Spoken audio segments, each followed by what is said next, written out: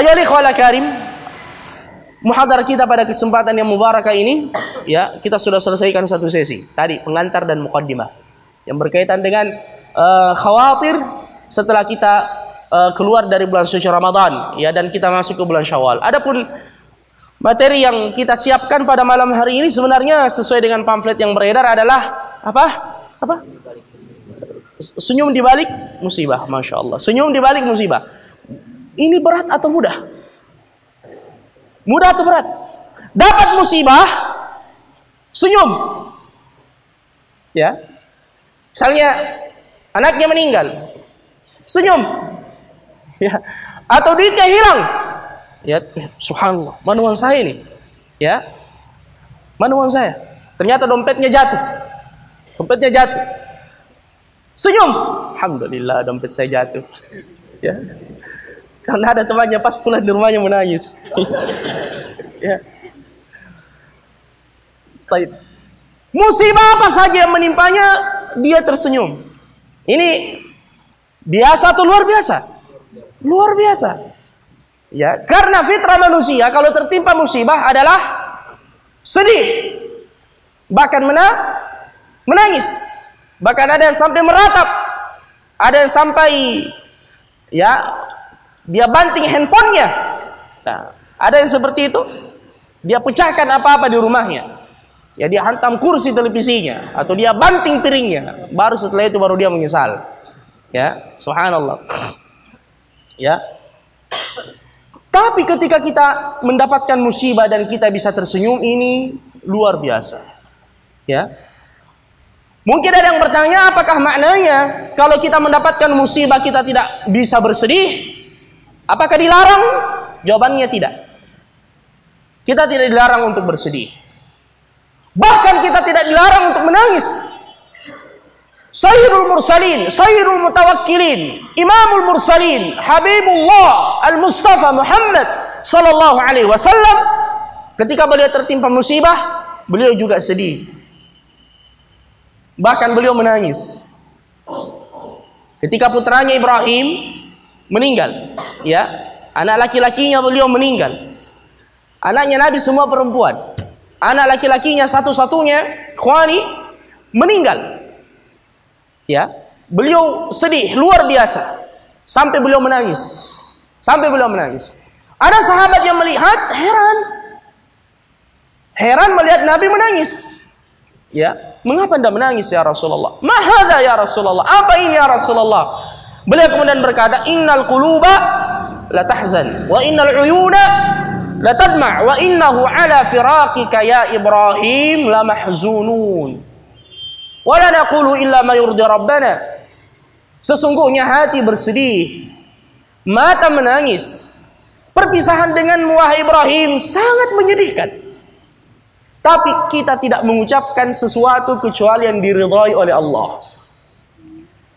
Apa ucapan yang diridhai oleh Allah ketika kita mendapatkan musibah? Apa ucapan yang diridhai oleh Allah? Inna lillah wa inna ilaihi raji'un. Ini namanya istirja'. Istirja' mengembalikan pada Allah. Dia menyadarkan dirinya bahwasanya apa yang diambil darinya memang bukan miliknya. Sampai dirinya sendiri, bukan milik kita. Ini milik Allah, makanya kita dilarang bunuh diri. Wala taqtulu anfusakum. Jangan kalian bunuh diri, karena itu bukan milik kalian, miliknya Allah. Jiwa milik Allah, bukan milik kalian. Ya. Jadi beliau menangis, beliau bersedih, tapi beliau berkata, kita tidak mengucapkan kecuali perkataan yang diridhai oleh Allah. Inna lillah wa inna ilaihi raji'un. Ya. Dan Allah Subhanahu wa taala telah menegaskan itu di dalam Al-Qur'an, dalam surah Al-Baqarah di ayat yang ke-155, wala nabluwannakum, lanjutkan ayatnya. Wala nabluwannakum bisyai'in minal khauf, apalagi wal ju', apalagi wa naqsi minal amwal, apalagi wal anfusi, apalagi was samarat. Ya, Masya Allah, semua hafal, tinggal diamalkan. Ya, sungguh kami akan menguji kalian bisyai'. Coba lihat, bisyai'. Makanya jika antum mendapatkan ujian dari Allah, untuk bisa tersenyum, ingat ayat ini. Allah mengatakan bisyai, sedikit. Ini dulu yang harus antum yakini. Ada ujian yang menimpa Anda, ingat Allah tidak akan membebani hambanya di luar kemampuannya. Itu akan hilang, itu akan pergi. Bisyai, ini penegasan dari Allah. La yukallifullahu nafsan illa wus'aha. Allah tidak membebani seorang hamba di luar kemampuannya. Jadi ingat itu. Kalau ada musibah yang menimpa, ingat itu masih bisa kita, ya, masih bisa kita menahannya, insya Allah. Masih bisa kita menjalaninya, insya Allah. Ya, tipsnya nanti kita sebutkan. Di antaranya ar-ridha, at-taslim lillah, mengharapkan ganjaran di sisi Allah. Ya, jadi dengan demikian kita bisa tersenyum. Senyum dalam artian bahwasanya kita akan merasakan insyirah as-sadar. Dada akan lapang yang sebelumnya dia sempit, dunia terasa sempit. Ya, tapi ketika dia mengingat ini adalah ujian dari Allah, bisyai'in, apa? Minal khauf, rasa takut. Minal khauf, rasa takut. Ya, coba seperti misalkan apa yang dialami oleh saudara-saudara kita di Suriah. Ya, rasa takut yang menyelimuti mereka. Ya. Yang mana keamanan telah dicabut. Rasa takut, minal khaufi wal ju', rasa lapar. Ya. Wa naqsim minal amwal, kekurangan harta. Wal anfus, kekurangan jiwa. Apa maksudnya? Al-maut, kematian. Ada keluarganya yang meninggal. Wat thamarat, gagal panen. Ya, paceklik. Lama kemarau. Atau dia sudah siap panen, tiba-tiba datang banjir bandang. Ya. Allahu akbar. Wa basyiris sabirin. Allah, hadza huwa syahid. Berilah kabar gembira kepada orang-orang yang bersabar. Wa basyiris sabirin, berilah kabar gembira. Ini perintah dari Allah yang menguji kita. Jadi ingat, semua ujian datangnya dari Allah. Ini dulu yang pertama. Yakini semua ujian datangnya dari Allah Subhanahu wa taala. Ya, ini dulu. Ma asaba min musibatin fil ardi wala fi anfusikum illa fi kitabin min qabli an nabra'aha inna dzalika 'ala Allah yasir. Ma asaba min musibatin fa min Allah. Tak satu pun musibah yang menimpa kecuali datangnya dari Allah Subhanahu wa taala. Ya. Dan kalau kita tahu itu datang dari Allah, ya, ingat sesungguhnya tidaklah kita ini lebih sayang dan lebih cinta kepada diri kita ketimbang kecintaan Allah kepada diri kita, ayuhal ikhwah ala karim. Makanya Allah mengatakan, likai la ta'sau ala ma fatakum wa la tafrahu bima atakum, agar kalian tidak berputus asa dengan apa yang tidak ditakdirkan untuk kalian. Misalnya ada sesuatu yang kita inginkan, ada sesuatu yang kita cita-citakan, kita sudah berusaha untuk mendapatkannya, namun ternyata ya kita tidak mendapatkannya. Ingat ayat ini, ya, dalam surah Al-Hadid. Allah Subhanahu wa taala mengatakan, "Illa fi kitab min qabli an nabra'aha." Itu sudah menjadi ketentuan Allah Subhanahu wa taala, likai la ta'sau 'ala ma fatakum wa la tafrahu bima atakum, dan kalian tidak sombong dengan apa yang kalian miliki. Ya. Karena ingat, ujian itu bukan cuma kekurangan, juga musibah itu bukan cuma sesuatu yang kita benci, sampai yang kita senangi juga itu bisa menjadi ujian. Ya, bisa menjadi ujian. Makanya Abdurrahman bin Auf ketika dihadirkan di hadapan beliau lagi puasa, beliau mau berbuka. Masya Allah, hidangannya luar biasa, ya, lengkap. Ketika beliau mau makan, beliau teringat Mus'ab ibn Umair yang dibentangkan dunia untuknya, namun dia rela meninggalkannya karena Allah. Sampai ketika beliau meninggal, yang menutupi tubuhnya hanya sepotong kain yang kalau ditarik ke kepalanya tersingkap kakinya, kalau ditarik ke kakinya tersingkap kepalanya. Beliau kemudian berkata, ya, saya khawatir ini kenikmatan dunia yang dipercepat untuk kita, dan Allah mengharamkan untuk kita dari kenikmatan akhirat. Beliau kemudian berdiri, tidak jadi makan, ya, hidangan buka puasanya tersebut. Ikhwan, ya. Jadi ingat, semuanya ujian dari Allah Subhanahu wa taala. Tetapi yang paling menyakitkan tentunya adalah ketika Sesuatu yang secara fitrah, secara tabi'i kita tidak menginginkannya. Disinilah dituntut sikap dan sifat seorang muslim, seorang mukmin. Al-imanu bil qadar, dengan takdir Allah Subhanahu wa taala. 2 hari yang lalu ikhwani, ada pelajaran yang sangat berharga dari salah seorang syekh yang kami dampingi. Kami safar ke Kendari 2 hari yang lalu kejadiannya. Sebelum zuhur kami sudah ke bandara dengan syekh, ya, dengan salah seorang kawan yang booking tiketnya. Ya, setelah kita sampai sudah mau check-in karena tertulis di situ ya take off-nya itu jam 2. Ya, jam 2 siang. Ternyata subhanallah, ikhwah ini salah booking. Yang semestinya dia booking Rabu tanggal berapa kemarin? Tanggal 4 ya? Tanggal 5. Dia booking Rabu tanggal 11 untuk pekan depan. Subhanallah, salah booking. Ya. Ya, saya ya namanya mengantar tamu, kalau saya sendiri sebenarnya tidak ada masalah. Ya, tapi ini tidak enak sama tamunya kan. Ya, dari jauh kasihan, capek. Ya, akhirnya bagaimana cara saya menyampaikan kepada syekh? Ya, saya sudah siap ya mengakui kesalahan saya. Saya siap mengatakan saya yang salah, syekh. Saya sudah menyiapkan kata-kata untuk membuat hati beliau luluh. Ya, ya jangan sampai saya yang kena ya batunya kan. Akhirnya ya kawan saya ini jazakallahu khairan, dia booking pesawat jam 5 karena tinggal itu penerbangan yang paling dekat. Ya, bayangkan kita harus menunggu berapa jam. Ya. Akhirnya saya sampaikan ke syekh. Ya, tapi dia sudah membaca gelagat wajah saya. Dan saya memang sengaja bermuka hibah seperti itu. Syekh, ya, senyum dulu. Akhirnya beliau juga senyum. Apa yang terjadi? Akhirnya saya katakan qadarullah. Ya, saya ingatkan dulu seperti itu. Ya, ini sebagaimana masya Allah caranya siapa ini yang salah seorang alim Al-Kalbi kalau tidak salah namanya, yang cacat, yang buta, kemudian dia cuma di khidmah oleh anaknya yang masih kecil, tiba-tiba lewat seorang alim dan dia mendapati Al-Kalbi ini setiap saat mengucapkan alhamdulillah, alhamdulillah, dia memuji Allah Subhanahu wa taala. Orang ini heran, ya Syekh, apa yang Anda syukuri? Anda dalam kondisi seperti ini, lumpuh, buta, lalu Anda selalu mengatakan alhamdulillah, alhamdulillah, memuji Allah, bersyukur, nikmat apa yang Allah berikan kepadamu? Dia mengatakan saya bersyukur karena Allah masih memberikan kepada saya lisan yang senantiasa berzikir kepadanya. Ya. Dan dia kemudian berkata, tapi wahai saudaraku, saya minta tolong sampaikan kepada cari anak saya yang selalu membantu saya.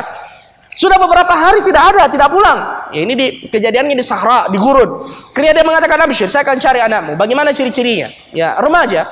Dia cari, ternyata anaknya ini telah meninggal diterkam serigala. Dia kemudian berkata, innalillah, bagaimana cara saya menyampaikan berita duka ini kepadanya? Ya, kira-kira seperti kemarin. Ya, bagaimana caranya?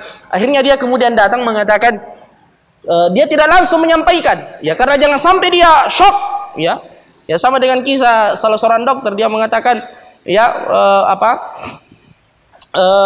bapak ini telah meninggal, tolong sampaikan kepada istrinya, tapi jangan sampaikan secara langsung, ya, karena jangan sampai dia kaget, dia juga meninggal. Akhirnya dia telepon, bahwasanya ya suami Anda baik-baik saja, besok dikuburkan.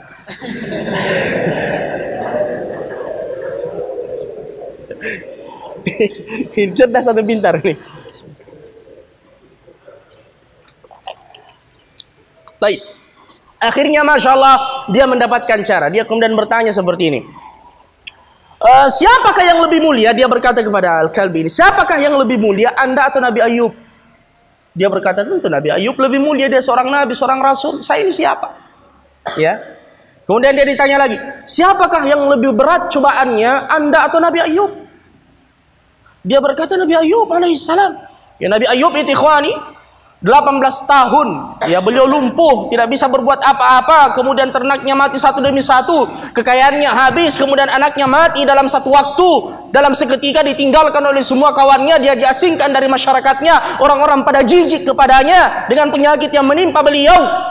Ayub alaihissalam, ya, ketika diminta oleh istrinya, minta kepada Allah agar Anda diberi kesembuhan, dia mengatakan saya malu, 70 tahun Allah memberikan kepada kita kesehatan, kekayaan, harta benda, baru 18 tahun, ya, baru 18 tahun, ya kita sudah mengeluh, ya, subhanallah. Itu Nabi Ayub alaihissalam. Akhirnya Beliau kemudian mengatakan, sampaikan kepadaku apa kabar yang hendak engkau sampaikan. Ya, dia sudah tahu bahwasanya ada maksudnya. Dia mengatakan, ihtasib waladak, bersabarlah anakmu meninggal diterkam serigala, itu diterkam binatang buas. Akhirnya dia kemudian berkata, Allahumma lakal hamdu hatta tarda wa lakal hamdu idza radita wa lakal hamdu ba'da ridha. Dia memuji Allah Subhanahu wa taala dengan musibah yang menimpanya, ikhwani fillah. Sangat berat. Dan di lanjutan kisah ini akhirnya tidak lama kemudian orang ini meninggal. Sang alim ini melihat dalam tidurnya, dalam mimpinya, orang ini datang kepadanya, Masya Allah, dengan anggota tubuh yang sempurna dan telah dikembalikan untuknya kepada Allah Subhanahu wa taala, kenikmatan yang dicabut oleh Allah Subhanahu wa taala ketika ia hidup di dunia. Baik. Ini sudah masuk waktu. Saya lanjutkan kisah tadi di bandara atau sudah? Lanjut sedikit ya. Ya, akhirnya Syekh berkata, saya sampaikan Syekh, ya kita ini salah booking. Yang semestinya jam 2, ya ternyata ini booking untuk pekan depan, hari Rabu. Akhirnya kita mengambil penerbangan yang paling dekat ya pukul 5. Syekh kemudian berkata, qadarullah, takdir Allah. Ya, dan sampaikan kepada al-akh yang seperti ini, la nuhibbuhu wa la nakrahuhu. Allahu akbar. Beliau berkata, dalam kondisi yang seperti ini kita tidak suka tapi kita tidak benci. Ya. Jadi kalau ada musibah yang menimpa, ikhwani, ingat ini, la nuhibbuhu, secara tabii kita tidak suka, tetapi la nakrahuhu, tapi jangan kita membencinya. Bagaimana itu? Bagaimana itu? Tidak cinta, tidak suka, tapi tidak benci. Ya. La nuhibbu, kita tidak suka jelas. Ya, kita harus menunggu lama. Ya. Tapi la nakrahuhu, kita tidak benci, karena boleh jadi di balik itu ada hikmah yang diinginkan oleh Allah Subhanahu wa taala, ikhwani fillah. Ada hikmah yang diinginkan oleh Allah Subhanahu wa taala. Dan Syekh mengatakan boleh jadi bukan kebaikan yang hendak kita lihat. Boleh jadi Allah memalingkan dari kita sebuah keburukan, dan tidak mesti kita melihat keburukan itu. Allah Maha tahu. Ya. Siapa tahu kalau kita cepat berangkat ada sesuatu yang terjadi. Alhamdulillah akhirnya hati menjadi plong. Ya, saya ini menjadi plong yang pertama karena syekhnya tenang, yang kedua pelajaran yang saya dapatkan dari beliau itu. Ya. Dan beliau menceritakan sebuah kisah. Ini kisah kejadian. Kisah nyata di Saudi, ada 3 orang pemuda yang hendak melakukan menyelam al-ghaus. Beliau menceritakan. Ya. Jadi beliau langsung ceritakan itu kisahnya tentang masalah la nuhibbu wa la nakrahu. Ya, dan ada tempat katanya yang terkenal dengan keindahan pemandangan di bawah laut, terkenal. Memang anak-anak muda Saudi sering ya menyelam di situ. Di dekat pantai ada penjaga pantai. Ya, mereka berangkat bertiga naik perahu, dan dia sampaikan bahwasanya kami pulang jam 5. Ya, kami pulang jam 5 karena harus disampaikan seperti itu, karena kalau jam 5 belum pulang berarti ada apa-apanya. Berangkatlah mereka bertiga. Kemudian di tempat yang sudah mereka sepakati, yang mereka inginkan, diturunkanlah jangkarnya. Kemudian mereka bertiga ini, ya, Syekh menceritakan tidak tahu kenapa mereka bersepakat untuk turun sama-sama. Biasanya sebelum-sebelumnya ada satu yang berjaga di atas perahu. Tapi pada waktu itu mereka bersepakat kita turun sama-sama saja. Kita sama-sama dibuat tembak ikan dan seterusnya. Akhirnya ketiganya turun, Masya Allah. Ketika waktu sudah hampir habis, ya, dan mereka harus kembali, mereka naik, ikhwani fillah, ternyata jangkar itu putus talinya dan perahunya dibawa jauh. Ya. Subhanallah. Kelihatan dekat, kata Syekh, kelihatan dekat, tetapi setiap kali mereka berusaha mengejarnya, semakin menjauh, dibawa oleh arus. Akhirnya tiba waktu malam. Ini diceritakan oleh satu orang di antara mereka, 2 temannya ini dia sudah tidak lihat kemana perginya. Yang jelasnya semalam suntuk, ya, sepanjang malam dia cuma berdoa kepada Allah Subhanahu wa taala, tidak tahu mau buat apa-apa. Ya. Dia cuma tawakal kepada Allah, kemudian pelampung yang ada pada tubuhnya, dia juga sudah lapar, ya, sudah kehausan di tengah laut. Keesokan harinya, ikhwani, ini sudah lewat 1 hari 1 malam. Dia melihat dari kejauhan ada kapal. Dan dia berusaha untuk ke kapal itu. Dia berenang ke kapal itu. Tapi subhanallah, dalam perjalanannya berenang menuju ke kapal itu, dia bertemu dengan ikan hiu. Ya. Dia mendekat ke kapal itu, ketemu dengan apa? Ikan hiu. Ya. Akhirnya pada saat itu dia sudah pasrah berdoa kepada Allah Subhanahu wa taala. Dia menyerahkan dirinya pada Allah. Ya, dia mengatakan, "Ya Allah, saya hamba-Mu, ikan hiu ini juga adalah hamba-Mu. Ya, hanya Engkau yang mampu menyelamatkanku." Apa yang terjadi, ikhwani fillah? Ternyata setiap kali hiu ini mendekat, dia mengendus-ngendusnya, mengendus seluruh tubuhnya. Dan dia berusaha mendekat ke kapal itu, tapi hiu ini ya memukul dengan ekornya, kata Syekh, agar dia menjauh dari kapal tersebut. Begitu terus, dia tidak bisa mendekat. Tidak lama kemudian datanglah tim SAR. Dia dapat anak muda ini, kemudian dia diangkat. Akhirnya mereka berkata, "Sudah jam 5 kau tidak pulang, dari kemarin kami cari kau. Alhamdulillah kita sudah dapatkan engkau. Tadi kau mau kemana?" Dia berkata, "Saya mau ke kapal yang besar itu." Dia berkata, "Untung kau tidak ke sana, karena di sekitar kapal itu penuh dengan ikan hiu. Karena orang-orang yang ada di kapal itu sengaja membuang makanan ya ke dekat kapal, ya sisa-sisa makanan, dan ikan-ikan hiu datang ke sana. Untung kau tidak ke sana, kalau kau ke sana habis kau." Akhirnya dia kemudian berkata, "Subhanallah, ternyata ada seekor ikan hiu yang menjadi temannya, menyelamatkannya dia dari hiu-hiu yang lain." Jadi ikhwani, tersenyumlah dalam setiap kondisi dan keadaan. Ya boleh sesaat mungkin, tapi setelah itu ingat hikmah ilahiyah. Ya, di balik itu ada pengampunan dosa, ada rif'atud darajat. Ingat dosa-dosa kita di masa silam, ya. Dosa-dosa itu terhapuskan dengan musibah yang menimpa kita. Walaupun kita juga tidak minta-minta untuk mendapatkan musibah. Minta keselamatan dari Allah. Tapi kalau kita mendapatkan musibah itu, berbaik sangkalah kepada Allah Subhanahu wa taala. Bahkan kata para ulama, boleh jadi Allah sudah menyiapkan kita satu manzilah, satu kedudukan, namun amalan kita tidak bisa sampai ke situ. Ya, tapi manzilah ini sudah ditetapkan. Ini hambaku tempatnya tinggi dalam surga. Tapi subhanallah, salatnya juga ya, yang wajib-wajib saja itu pun dia RMS, Raja Masbuk misalnya. Ya. Kemudian biasa-biasa orangnya. Akhirnya apa? Allah Subhanahu wa taala memberikan kepadanya ujian, memberikan kepadanya musibah, yang dengan musibah itu mengangkat derajatnya untuk sampai pada ya manzilah yang telah disiapkan untuknya oleh Allah Subhanahu wa taala. Demikian ikhwani fillah, jazakumullahu khairan, barakallahu fikum, wasadadallahu khutana wa khutakum. Dan dengan taklim perdana kita pada malam hari ini dari kami, insyaallah kita akan sudah mengaktifkan kembali taklim pekanan kita di beberapa tempat yang akan kita share informasinya ke antum sekalian. Ada beberapa perubahan dan semoga Allah Subhanahu wa taala menjadikan kita hudatan muhtadina la dhallina mudillin, innahu walidzalika wal qadiru alaih. Subhanakallahumma bihamdika asyhadu an la ilaha illa anta astaghfiruka wa atubu ilaik, wa akhiru da'wana alhamdulillahi rabbil alamin. Assalamualaikum warahmatullahi wabarakatuh.